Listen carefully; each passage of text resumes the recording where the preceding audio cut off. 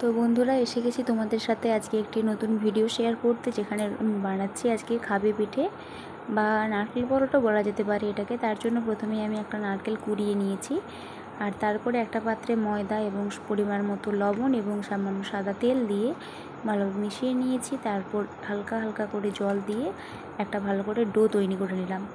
এরপর কড়াইতে নারকেল কোড়া এবং চিনি দিয়ে ভালোভাবে নেড়ে চেড়ে মিশিয়ে নিতে হবে। কিছুক্ষণ নাড়ার পর ওটাকে আমি কড়া থেকে নামিয়ে এক সাইডে রেখে দেবো কিছুক্ষণ ঠান্ডা হওয়ার জন্য। এরপর চলো ওই ডোটা থেকে ছোট ছোট করে লেচি আকারে কেটে নিয়েছি এবং সেগুলোকে গোল করে নিয়েছি। এরপর একটা বেলনি কাঠে আমি ভালো করে লুচির মতন করে বেলে নেব ডোগুলোকে। লুচির মতন করে বেলার পরে ভালোভাবে নারকেলের পুরটা দিয়ে চারিপাশ মুড়িয়ে নেব যাতে খুলে না যায়। তো চলো সবগুলো আমার বানানো হয়ে গিয়েছে, এইবার ভাজার পালা। তো কড়াইতে আমি 3টে দিয়ে দিলাম।